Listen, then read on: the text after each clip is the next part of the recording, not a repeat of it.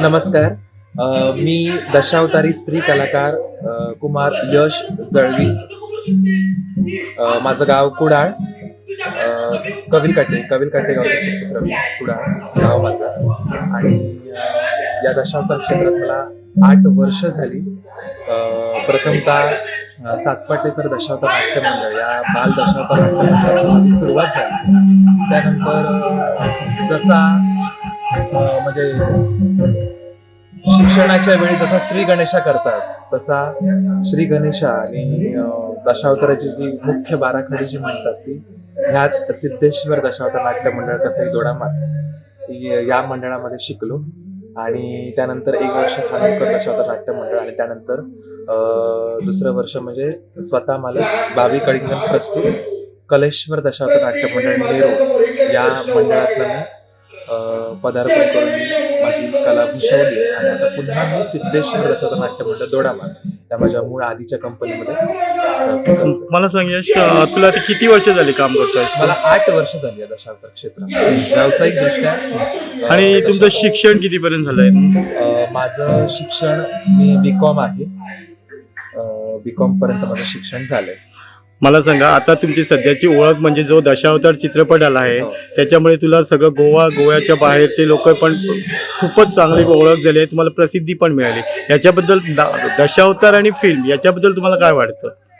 कसं आहे, दशावतार या एवढ्या मोठ्या चित्रपटामध्ये काम करण्याची संधी मला एक दशावतार कलाकार म्हणूनच मिळाली. कारण हे जे सगळं श्रेय आहे ते माझ्या कलेला जातं. कारण ह्या जर दशावतार कलेमध्ये जर मी नसलो असतो तर या कलेच्या माध्यमातून मला एवढी मोठी संधी मिळाली नसते. पण या कलेमुळे मला दशावतार चित्रपटासारखी एक चांगली संधी मिळाली. चित्रपटाचा अनुभव घेतला, म्हणजे कसं शूट केलं जातं. जसं आम्ही दशावतारी कलाकार पडद्यामागे जशी आमची कसरत सुरू असते तशी ऍक्च्युअल फिल्म शूट करत असताना त्या कलाकारांची काय कसरत असते हे सगळं जवळ एक आगळा वेगळा अनुभव मला मिळाला. आणि त्या दशावतार चित्रपटामुळे एक वेगळं अस्तित्व, दशावतारी कलाकार, दशावतारी स्त्री कलाकार म्हणून एक वेगळं अस्तित्व मला मिळालं. आणि याचं सगळं श्रेय माझ्या ह्या कलेला जातं. कारण ह्या जर मी कलेमध्ये नसलो असतो तर एवढी मोठी संधी मला मिळाली नसती. मला यश एक सांगा, तुम्ही आता जो स्त्री पात्र करतायत, स्त्री पात्र करणे एवढं सोपी गोष्ट नाही आहे दशावतार की यामुळे तुम्हाला काहीतरी अडीअडचणी किंवा काहीतरी असा प्रसंग ओढवला आहे की ज्याच्यामुळे तुम्हाला त्रास झाला असेल किंवा खुशी झाली असेल, असं काहीतरी घडलं आहे का? भरपूर, म्हणजे चढाओढ ही प्रत्येक क्षेत्रामध्ये असतेच. पण एक कलाकार म्हणून प्रत्येक कलाकाराचा, माझा असाच नाही, प्रत्येक कलाकाराचा सुरुवातीचा काळ हा खूप कठीण आणि अवघड असतो, अडचणींचा असतो. तसाच माझा सुद्धा होता. सगळ्यात पहिली गोष्ट म्हणजे कौटुंबिक सपोर्ट, फॅमिली सपोर्ट या कलेसाठी मला सुरुवातीला मुळीच नव्हता.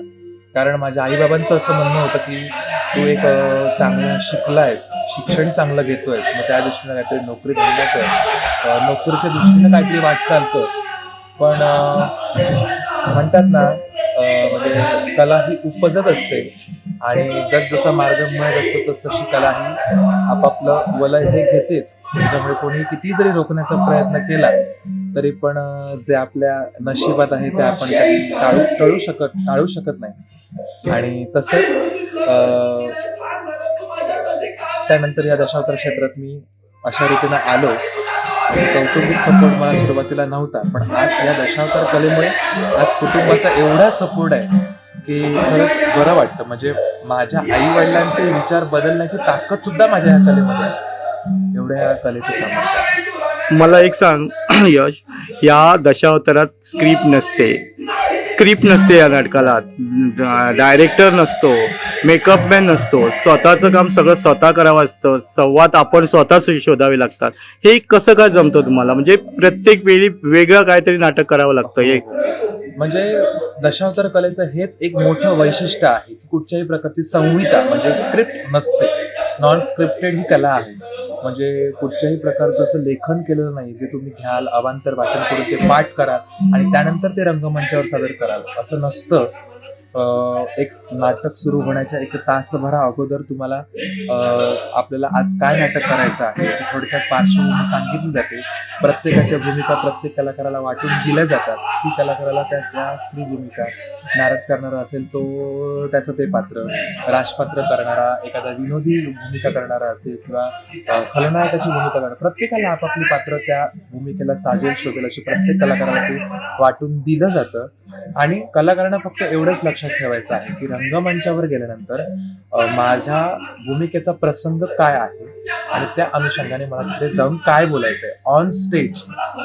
म्हणजे अक्षरशः माझा अनुभव जर मी तुम्हाला सांगेन, माझा असा नाही, हा प्रत्येक कलाकाराचा अनुभव आहे की रंगमंचावर पहिलं पाऊल ठेवण्या अगोदर तो पूर्णपणे ब्लँक असतो कलाकार. म्हणजे आपल्याला आता रंगमंचावर जाऊन काय बोलायचं आहे हे त्या कलाकाराला ठाऊक नसतं. फक्त तो एक प्लॅनिंग करून गेलेला असतो किंवा डोक्यामध्ये त्यांनी सगळं ते चित्र रेखाटलेलं असतं की मला असं असं जाऊन करायचंय, पण तिकडे जाऊन काय बोलणार आहे हे कुठच्याही कलाकाराला माहिती नसतं. पण रंगमंचावर पाऊल ठेवता क्षणी एक ती रंगदेवतेची कृपा म्हणायला हरकत नाही, ती एक रंगदेवतेची एक अद्भुत शक्ती म्हणायला हरकत नाही की ती रंगदेवता अशी काही त्या कलाकारामध्ये संचारते की तो म्हणजे आपसुकच बोलायला लागतो आणि आपल्या भूमिकेला न्याय देतो. मला एक शेवटचं सांग, तू आता एक उच्च शिक्षित आहेत आणि युवा कलाकार आहेत, तू या युवा लोकांना काय सांगू इच्छितो की या युवा कलाकार जे होत आहेत त्यांना काय सांगू इच्छितो? माझं नवीन कलाकारांना किंवा युवा कलाकारांना किंवा माझ्यासारख्या कित्येक असे कलाकार आहेत किंवा अशी मुलं आहेत ज्यांना एक कलाकार म्हणून स्वप्न घडवायचं आहे, पण काही गोष्टी आहेत म्हणजे किंतु परंतु असतील त्यांच्या मनामध्ये की कला म्हणून आपण जीवन जगत असताना आपलं पुढे कसं होईल, आपलं भविष्य आहे की नाही. तर मी एक कलाकार म्हणून आणि एक मी माझा विचार सांगेन की आपण करिअर किंवा जीवनाची दिशा आपण कुठच्याही क्षेत्राच्या माध्यमातून देऊ शकतो. त्यासाठी अमुकच क्षेत्राची निवड करायला हवी असं काही नाही. फक्त आपण जे काम करतोय ते मनापासून आणि निष्ठेनं जर केलं तर कुठल्याही क्षेत्रात आपलं करिअर होऊ शकतं. हा वैयक्तिक अनुभव माझा आहे आणि मनाला जे वाटतं किंवा जे योग्य आहे आणि जे चांगलं आहे ते जरूर करा. त्या दृष्टीनं प्रयत्न करा. करायचं म्हणून करू नका, तर 100% तन मन धन अर्पण करून आपल्या त्या क्षेत्राला सर्वस्व अर्पण करून जर तुम्ही कला क्षेत्रामध्ये काम करणार असाल, वावरणार असाल, त्या कला क्षेत्रामध्ये पण तुम्हाला जीव झोकून एकाग्रतेनं काम करायचं आहे. ते मनापासून करा. नक्कीच यश तुम्हाला मिळणार आहे आणि तुमचं करिअर चांगलं करणार.